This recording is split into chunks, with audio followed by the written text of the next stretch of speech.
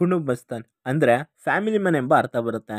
2 hours 35 ಇರುವಂಥ ಈ cinema 50 days back ಥಿಯೇಟರ್ನಲ್ಲಿ release ಆಗಿ ಬ್ಲಾಕ್ ಬಸ್ಟರ್ ಹಿಟ್ ಆಗಿತ್ತು ಗುರು. ಈಗ ZEE5 OTTಗೆ ಬಂದ್ಬಿಟ್ಟಿದೆ, ಅದು ಕೂಡ ಕನ್ನಡದಲ್ಲೂ ಕೂಡ ಅವೈಲೇಬಲ್ ಇದೆ. ಪ್ಲಾಟ್: ನವೀನ್ ಮತ್ತು ವೆನಿಲಾ ಲವ್ ಮಾಡಿ ಮನೆಯವ್ರಿಗೆ ತಿಳಿಯದೆ ರಿಜಿಸ್ಟರ್ ಮ್ಯಾರೇಜ್ ಮಾಡ್ಕೊಳ್ತಾರೆ. ಇವ್ರಿಗೆ ಮದುವೆ ಆಗಿ 1 ವರ್ಷ ಆದಮೇಲೆ ವೆನಿಲಾ ಪ್ರೆಗ್ನೆಂಟ್ ಆಗ್ತಾಳೆ. ಕರೆಕ್ಟಾಗಿ ಅದೇ ಟೈಮ್ಗೆ ಕೆಲವು ಊಹಿಸಲಾಗದಂಥ ಘಟನೆಗಳು ನವೀನ್ ಜೀವನದಲ್ಲಿ ನಡೆಯುತ್ತೆ. ಜಾಬ್ ಹೋಗುತ್ತೆ. ಜಾಬ್ ಕಳ್ಕೊಂಡ ನವೀನ್ ಫೇಸ್ ಮಾಡಬೇಕಾದಂಥ ಪರಿಣಾಮಗಳೇವು, ನಂತರ ಯಾವೆಲ್ಲ ಸ್ಟ್ರಗಲ್ಗಳನ್ನ ಫೇಸ್ ಮಾಡ್ತಾನೆ, ಇವನು ಮತ್ತೆ ಸಕ್ಸಸ್ ಕಾಣ್ತಾನ ಇಲ್ವಾ ಅನ್ನೋದೇ ಸಿನಿಮಾದ ಪ್ಲಾಟ್. ದ ಪಾಸಿಟಿವ್ಸ್: ಇಲ್ಲಿನ ಕತೆ ಒಂದು ಮಿಡಲ್ ಕ್ಲಾಸ್ ಕುಟುಂಬ ತನ್ನ ಕುಟುಂಬಕ್ಕೋಸ್ಕರ ಏನು ಬೇಕಾದರೂ ಮಾಡ್ತೀನಿ, ಎಲ್ಲಿಗೆ ಬೇಕಾದರೂ ಹೋಗ್ತೀನಿ, ರೆಸ್ಪಾನ್ಸಿಬಿಲಿಟಿ ಹಾಗೂ ದುಡ್ಡಿನ ಮಹತ್ವ ಎಷ್ಟು ಮುಖ್ಯ, ಇಲ್ಲಾಂದರೆ ನಮ್ಮ ಸ್ವಂತ ಫ್ಯಾಮಿಲಿ ಕೂಡ ನಮ್ಮನ್ನು ಹತ್ರ ಸೇರಿಸೋದಿಲ್ಲ. ಅಷ್ಟೇ ಅಲ್ಲ, ಒಂದು ಫಂಕ್ಷನ್ಗೆ ಹೋದರೂ ಕೂಡ ನಮ್ಮನ್ನು ಯಾವ ರೀತಿ ಟ್ರೀಟ್ ಮಾಡ್ತಾರೆ ಅನ್ನೋದನ್ನು ತುಂಬ ಫ್ರೆಶ್ ಮತ್ತು ಮೀನಿಂಗ್ಫುಲ್ ಆಗಿ ತೋರಿಸಿರೋದು. ಇಲ್ಲಿನ ಮತ್ತೊಂದು ಸ್ಟ್ರೆಂತ್ ಅಂದರೆ ಅದು ಇಲ್ಲಿನ ಪರ್ಫಾರ್ಮೆನ್ಸ್. ಎಲ್ಲರೂ ಸಖತ್ತಾಗಿ ಆ್ಯಕ್ಟ್ ಮಾಡಿದ್ದಾರೆ. ಅದರಲ್ಲೂ ಮಣಿಕಂದನ್ ಅವರ ಪರ್ಫಾರ್ಮೆನ್ಸ್ ಹೈಲೈಟ್ ಅಂತಲೇ ಹೇಳ್ಬೋದು. Also direction and execution was good. Total ಆಗಿ 2.5 hours ಇರುವಂಥ ಈ ಸಿನಿಮಾದಲ್ಲಿ ಒಂದು ಸೀನ್ ಕೂಡ ಆರ್ಟಿಫಿಷಿಯಲ್ ಅನ್ಸಲ್ಲ.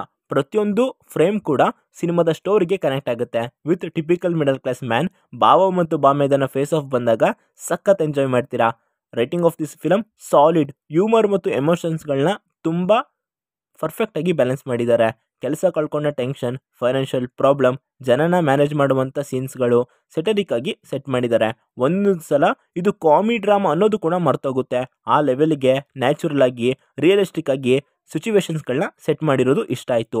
BGM was good. Kannada dubbing ಕೂಡ ಚೆನ್ನಾಗಿದೆ. ಒಂದು ಪ್ರಾಪರ್ ಮಿಡಲ್ ಕ್ಲಾಸ್ ಲೈಫ್ ನಮ್ಮನ್ನು ನಾವೇ ನೋಡ್ಕೊಂಡಾಗಿರುತ್ತೆ. Screenplay also good. ಪ್ರತಿಯೊಂದು ಸೀನ್ ಕೂಡ ನಿಮ್ಮನ್ನು ಎಂಗೇಜಿಂಗ್ ಆಗಿ ಇಡುತ್ತೆ.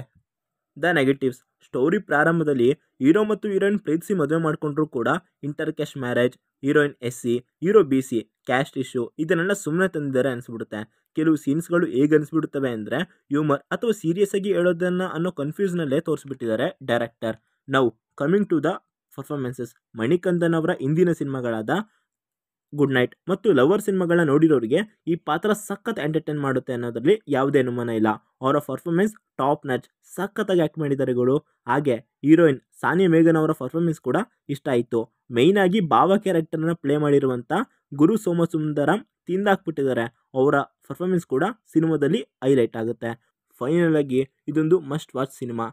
ಕೆಲವು ಮೈನಸ್ಗಳನ್ನ ಹೊಂದಿದ್ರು ಕೂಡ ಅವನ್ನೆಲ್ಲ ನೀವು ಪಕ್ಕಕ್ಕಿಟ್ಟು ಸಿನಿಮಾವನ್ನು ನೋಡ್ತೀರಾ ಅಂದರೆ ಸಿನಿಮಾ ZEE5ನಲ್ಲಿ ಕನ್ನಡ ಆಡಿಯೋದಲ್ಲಿ ಅವೈಲೇಬಲ್ ಇದೆ. ಹಾಗೆ ಸಿನಿಮಾ ನೋಡೋದ್ಮೇಲೆ ಕಮೆಂಟ್ ಮಾಡೋದನ್ನು ಮರಿಬೇಡಿ. ನಿಮ್ಮ ಒಪಿನಿಯನ್ ಕೂಡ ತಿಳ್ಕೊಳಂಗಾಗುತ್ತೆ. ಹಾಗೆ ನಮ್ಮ ರಿವ್ಯೂವ್ನ ನೀವು ಎಷ್ಟರ ಮಟ್ಟಿಗೆ ಮೆಚ್ಕೊಂಡಿದ್ದೀರ ಅನ್ನೋದನ್ನು ಕೂಡ ತಿಳ್ಕೊಳಂಗಾಗುತ್ತೆ. ಮತ್ತೊಮ್ಮೆ ಸಿಗೋಣ. Signing off, Shashi.